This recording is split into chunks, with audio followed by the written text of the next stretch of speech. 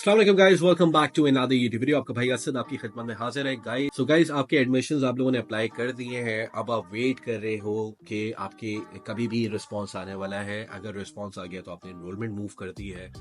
Now you must have maintain the bank statement. जिस तरीके से आपको समझाया गया, आपको बताया गया कि bank statement is really mandatory. कुछ लोगों ने सुना, कुछ लोगों ने नहीं सुना। इटालियन एम्बेसी ने नई चेकलिस्ट निकाल दी है। जो भी स्टूडेंट्स अब वीजा अप्लाई करने की तरफ जाएंगे, उनके पास चेकलिस्ट अब आ गई है कि भाई चेकलिस्ट में बता दिया गया। थोड़ी सी कंफ्यूजन भी है चेकलिस्ट के बारे में, तो चेकलिस्ट को डिस्कस कर लेते हैं। ये वीडियो उन लोगों के लिए है जो इस्लामाबाद एम्बेसी से वीजा अप्लाई करेंगे, ठीक है। और इंशाल्लाह आने वाले टाइम पे मैं कराची की कॉन्सुलेट की जो नई चेकलिस्ट आई उस पर भी एक वीडियो बना देंगे जल्दी। So people from Punjab, KPK, Gilgit Baltistan, Azad Kashmir, जो भी वीजा अप्लाई करने जाएंगे इस्लामाबाद एम्बेसी से, उनके लिए ये वीडियो है। नॉर्मली जैसे ही आप चेकलिस्ट को क्लिक करते हो तो उसके अंदर जब आप खोलते हो तो थोड़ी सी कंफ्यूजन इस दफा आ गई है कि यार सिंगल साइकिल आ रहा है, जनरल स्टडी वीजा आ रहा है, पीएचडी वाले का तो क्लियर है कि पीएचडी की क्या रिक्वायरमेंट्स है। अपार्ट फ्रॉम दैट ये जो 3 कैटेगरीज है इसके अंदर थोड़ी सी टेक्निकलिटी उन्होंने डाल दी है कि यार इसमें बच्चे कंफ्यूज हो, तो आपने कंफ्यूज नहीं होना। भाई बता देता है कि देखो, जनरल स्टडी वीजा जो है वो बेसिकली शॉर्ट टर्म वीजा होता है। अगर किसी का वोकेशनल प्रोग्राम है, ठीक है, कोई लैंग्वेज कोर्स के लिए आ रहा है, जिसके अंदर आपको बेसिकली डिग्री नहीं मिल रही होती, तो या सर्टिफिकेशन मिल रही होती है, डिग्री नहीं मिल रही होती, तो ये बेसिकली जनरल स्टडी वीजा हो जाता है। फिर एक आता है university enrollment. That should be your priority. University enrollment मतलब आपने यूनिवर्सिटी की इनरोलमेंट कर दी है और आप जो है अब पूरी वहां पे डिग्री कंप्लीट करेंगे, B it bachelors, B it masters, तो आपके लिए वो रिक्वायरमेंट्स है। तो कंफ्यूज मत होना। मुझे अभी तक की जो स्टडी है, जो यहाँ पे मेरी डिफरेंट यूनिवर्सिटीज में बात हुई है, उनसे जो कंफर्मेशन मुझे आई है, तो उन्होंने मुझे ये बताया कि as far as the students who are applying visa from Pakistan, वो एनरोलमेंट की तरफ जाएंगे रादर देन ऊपर की 2 कैटेगरीज को छोड़ दो।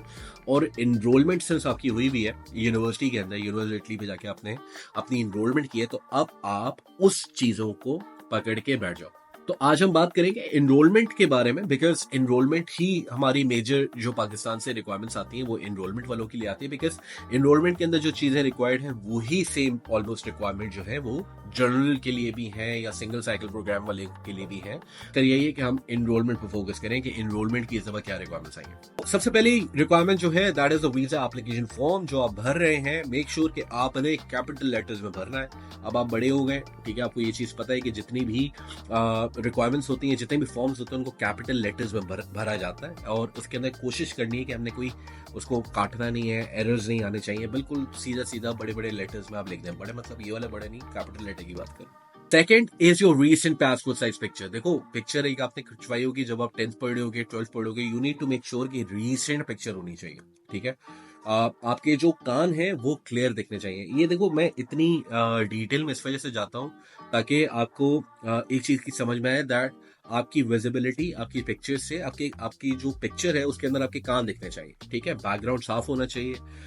कोशिश करना कि सेल्फी ना लगा दो, ठीक है। और मेक श्योर आप स्टूडियो में जाएं, तमीज से पिक्चर खिंचवाएं अच्छी सी। आपकी picture is one of the most important thing जब आप वीजा फाइल जमा करवा रहे होते हैं, ठीक है।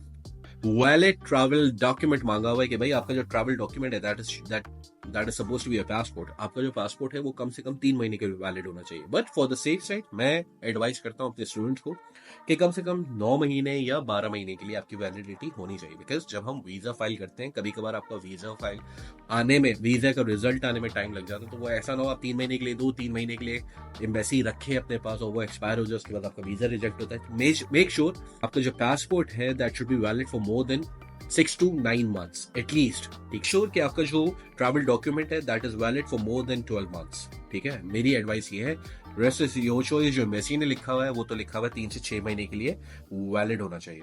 प्रूफ ऑफ सफिशिएंट फंड्स, इसके अंदर बहुत से बच्चे कंफ्यूज हो रहे हैं कि असल भाई इसके अंदर तो 6 महीने बोला हुआ ही नहीं है। आप 6 महीने बोलते आ रहे हो, आप बताते आ रहे हो कि भाई 6 महीने के लिए आपके फंड्स होने चाहिए। बिल्कुल, इन्होंने यही लिखा हुआ है कि आपके पास रीसेंट बैंक स्टेटमेंट होनी चाहिए, ठीक है। रीसेंट बैंक स्टेटमेंट होनी चाहिए। मतलब रीसेंट बैंक स्टेटमेंट पे भी लोग कंफ्यूज हो जाते हैं कि मैंने अभी पैसे डलवाए और अभी मैं जाके एम्बेसी में शो कर दूं। नहीं, रीसेंट का मतलब उन्होंने आपने फ्रेशली प्रिंटेड की हुई हो। फॉर एग्जाम्पल आपका 30 तारीख को अपॉइंटमेंट है, तो आपने 27 को निकलवा ली बैंक स्टेटमेंट या 29 को निकलवा ली, लेकिन आपने जो फंड्स मेंटेन किए हुए that remains in your account for the period of 6 month. ठीक है, इसके अंदर टाइम पीरियड नहीं लिखा हुआ, बहुत से बच्चे इसके अंदर कंफ्यूज होंगे। तो मेक श्योर कि आपके पास 6 महीने की बैंक स्टेटमेंट होनी चाहिए। This is something which I am advising. Bank statement मांगी भी कितनी है, ये भी एक सवाल आ रहा है कि तकरीबन 7,000 यूरो तक की बैंक स्टेटमेंट मांगी हुई है, तो तकरीबन 21 लाख से ऊपर की बैंक स्टेटमेंट होनी चाहिए। अगर आप मेरी वीडियो पहले से फॉलो करते आ रहे हैं तो मैंने आपको बोला हुआ था कि 26 लाख रुपए की बैंक स्टेटमेंट आपके पास होनी चाहिए। ठीक है, अगर 21 लाख मांगी हुई है तो पूरे 21 ना। ठीक है, लोगों का 18 लाख रुपए के ऊपर भी वीजा लग जाता है अगर फंड जस्टिफाइड होता है। तो अब एक चीज समझो, मैंने आपको जो 26 लाख रुपए की बैंक स्टेटमेंट मेंटेन करने के लिए बोला था, उस वक्त आप माइंड बना के चल रहे थे 18 लाख रुपए की बैंक स्टेटमेंट का। बढ़ गए ना पैसे। जिन लोग 18 लाख रुपए की बैंक स्टेटमेंट मैनेज करे होंगे, अब अमाउंट बढ़ गई, वो तकरीबन 21 लाख रुपए पे चली गई। बट अगर आपने 26 लाख रुपए के हिसाब से बैंक स्टेटमेंट बनाई होती तो आज आपको ये प्रॉब्लम नहीं आता। But it's okay, no problem. अगर 18 लाख रुपए भी जेन्युइन है, सही तरीके से मेंटेन किए हुए, टैक्स रिटर्न देना लाजमी है, इसके अंदर नहीं मांगे हुए लेकिन आपने देने, आपके फंड्स जस्टिफाई होंगे। इस दफा जो एम्बेसी की रिक्वायरमेंट है ना, उसके अंदर टैक्स रिटर्न्स का जिक्र नहीं है। आपने अपनी तरफ से अपने फंड्स को जस्टिफाई करना है। अगर क्या उन्होंने टैक्स रिटर्न्स आपके मांगे हुए? नहीं मांगे हुए। सीधा सीधा अपनी बैंक स्टेटमेंट जमा करवा दो। अगर आपकी फंड्स बिल्कुल जेन्युइन है, they will come to know about it. खुदा ना खास्ता इस पे वीजा रिजेक्ट हो जाएगा, फिर प्रॉब्लम होगी। तो बेहतर यही है कि साथ में आप टैक्स रिटर्न्स लगाओ।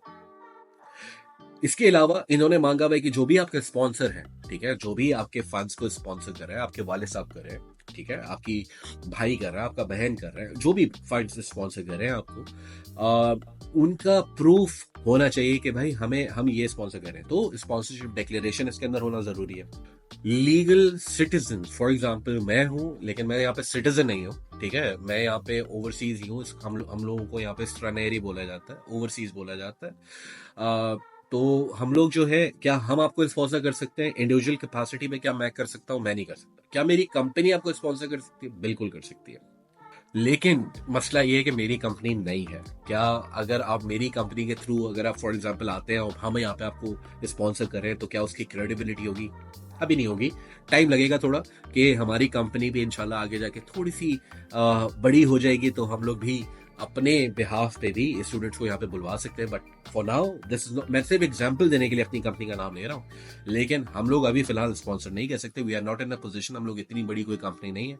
लेकिन ऐसी बहुत सी इटली के अंदर अगर आप कोई कंपनी है जो आपको स्पॉन्सर कर रही है, आपकी पढ़ाई का खर्चा उठा रही है, तो वो भी आपको अब इस साल से स्पॉन्सर कर सकती है।